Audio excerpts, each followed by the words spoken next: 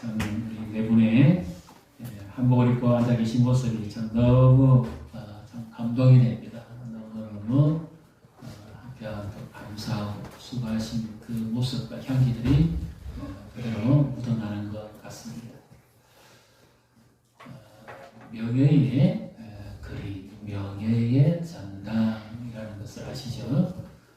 예술인이나 스포츠인이나 아니면 어떤 분야에 탁월한 사람들의 이름을 영원히 기억하기 위해서 글이라든지 아니면 어떤 배관이라든지 아니면 어떤 홀이라든지 이렇게 해서 영구히 기록하겠다. 명예의 전당. 우리나라 선수들이 제일 많이 올라가 있는 미국의 여자 프로골프 선수들 출신 가운데 명예의 전당에 이름이 기록되어 있는 선수들이 많지요. 그 이름이 그렇게 보배롭고 존귀합니다.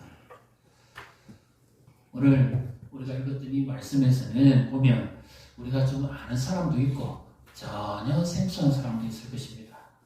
왜 이 이름을 기록했을까요? 그것도 로마서 16장 마지막에 사도 바울이 지금 이 이름들을 자그마치 34명의 이름을 기록하고 있습니다. 어떤 사람은 나의 보호자, 베베 같은 경우에는 어떤 사람은 나의 동력자, 어떤 사람은 사랑하는 자, 어떤 사람은 이러면서 계속 그들의 그 이름 앞에 그들과 함께 했던 아름다운 삶의 특징, 그 향기를 기록하고 있죠. 그리고 이 마지막 부분에 왜 이 부분을 기록을 해서 문안하라고 부릅니까? 우리는 잘 모르는 사람이 많은데, 자, 우리 앞뒤로 좌우로 보시고 축복하십시다. 주께서 우리를 기억하십니다.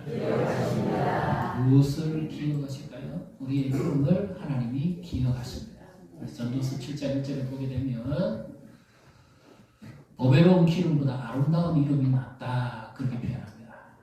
보배로운 기름은 소위 말하면 물질이고 재산이고 아주 값비싼 기름, 향유, 향수를 만들고 하나님 앞에 제사용으로 드려지는 기름은 아주 값집니다. 마리아가 예수님의 발에 부어드렸던 그런 향유 같은 경우는 인도산이죠. 고급 노동자가 1년의 품삯을 받아서 구입할 수 있는, 또 결혼하면 신부의 필수품입니다. 이 향수죠. 그것을 아낌없이 예수님의 발에 부어드렸습니다. 그랬더니 그 행위보다는 그의 이름이 예수님이 복음이 전파되어지는 것마다 다 기록되어집니다. 예수님 친히 그렇게 말씀하셨죠. 그래서 보배로운 기름보다도 아름다운 이름이 더 낫다. 왜 이름이 이렇게 중요할까요? 우리나라 사람은 죽으면 호랑이는 가죽 남기고, 사람은 죽으면 이름을 남긴다 하는데, 히브리 사람들에게 있어서 성경에 기록된 이름에 있어서는 특징이 다릅니다. 이름은 그 사람 자체고 그의 삶입니다. 그래서 이 이름을 남긴다는 것은 굉장히 영화로운 일입니다. 성경에 그 이름이 기록되어질 수 있다는 것은 정말 놀라운 일이 아닐 수가 없습니다. 사도 바울이 기억한다는 것은 결론은 주님이 기억하신다는 거죠. 사도 바울이 일평생 복음을 전하는 일에 헌신하면서 함께 동력했던 평신도 동력자들입니다. 자, 여기 말씀에도 보시면 이런 내용이 나오죠. 3절에 한번 보실까요? 3절에 보시면 이와 같은 말씀이 나올 겁니다. 우리 3절을 같이 읽습니다. 너희는 그리스도 예수 안에서 나의 동력자들이 브리스가와 아굴라에게 문안하라. 여기 동력자라는 말은 함께 손을 맞잡은 자를 말합니다. 힘들고 어려울 때 손잡아주는 사람. 동력자죠.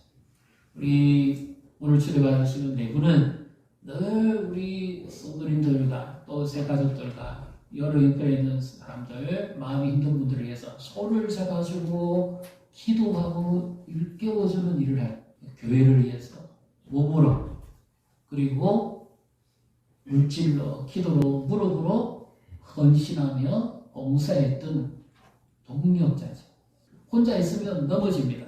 그런데 한 사람이면 패하겠지만 두 사람이면 감당하겠고 세 사람이면 능히 이길 수 있다고 그러죠.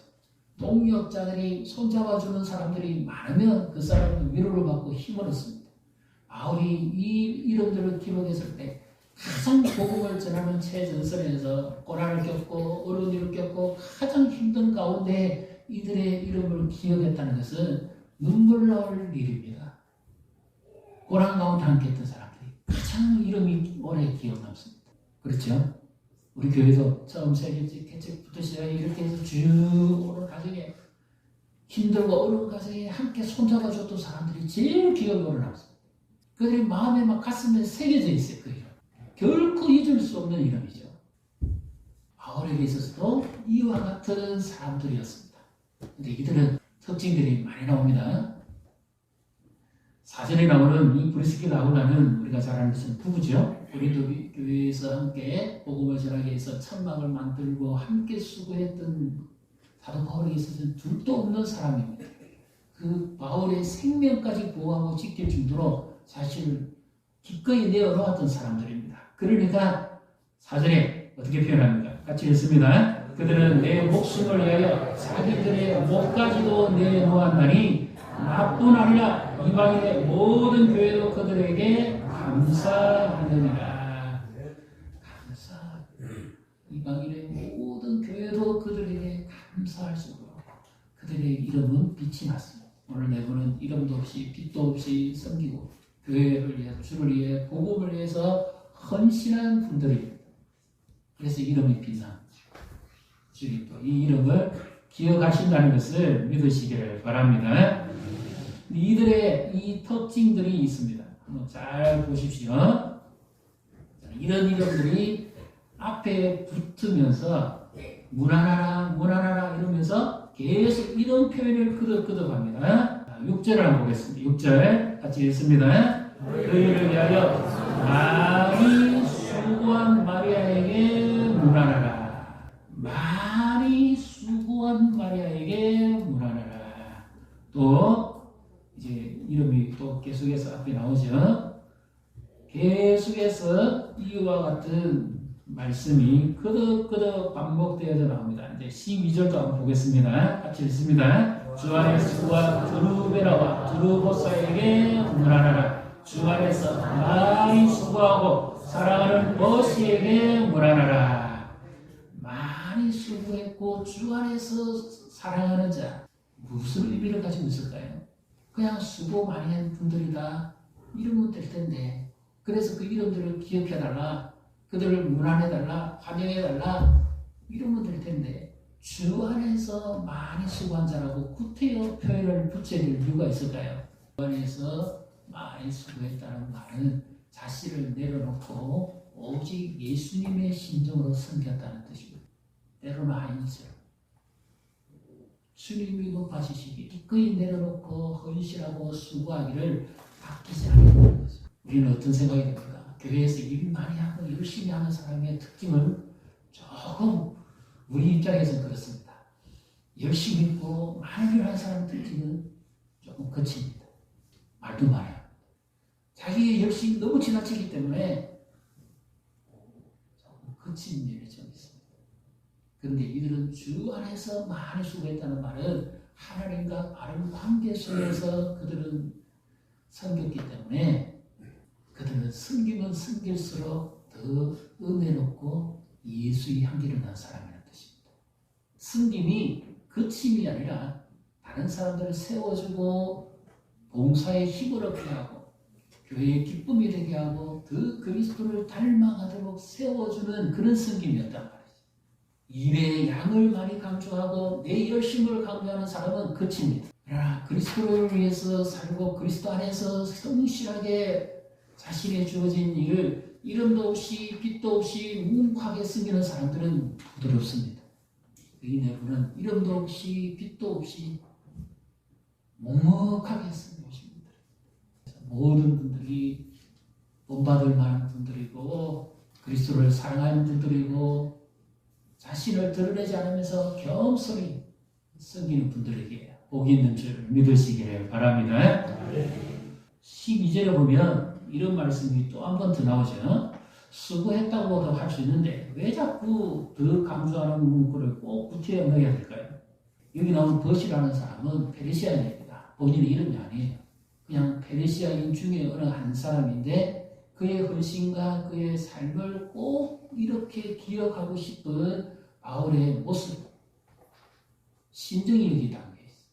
사람의 향기가 있거든요. 남자는 남자의 향기, 여자는 여자의 향기, 부모는 엄마는 엄마의 향기가 있고 아빠는 아빠의 향기가 있습니다. 그의 삶과 고난과 인생 속에 배어나오는 향기가 있어요. 이 두루보사와 두루보나도 수고를 많이 했지만 이 자매지간입니다. 이 둘은. 그러나 벗이라고 하는 페르시아인이라고 이름을 사람은 성경에 여기에 딱 한 번 기록되어 있는 사람입니다. 그 이름도 이 사람의 이름이 아니에요.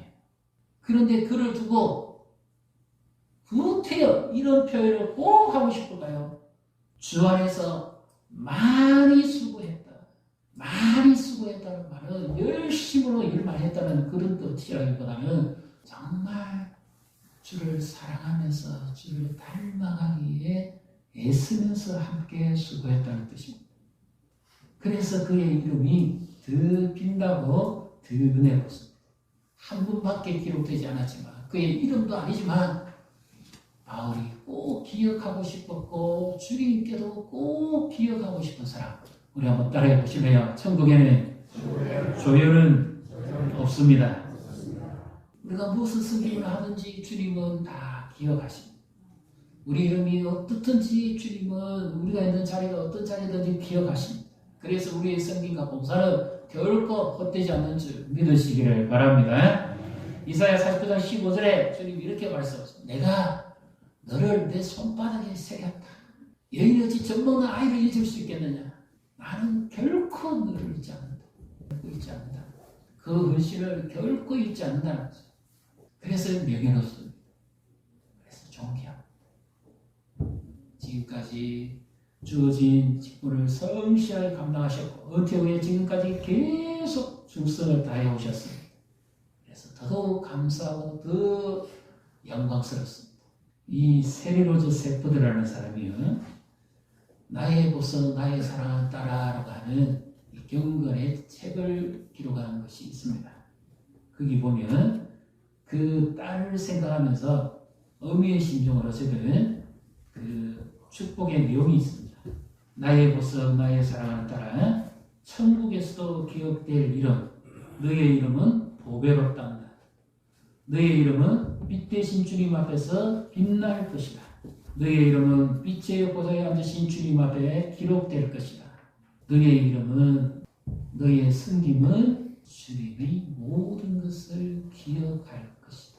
이 모든 것을 위해 너는 수고했고 감당했고 인내하였느니라. 내 앞에 줄 상이 크도다. 무엇보다 너의 이름은 별과 같이 빛날 것이다. 나의 사랑하는 자여, 나의 보석과 같은 자여, 나의 보배로운 자여.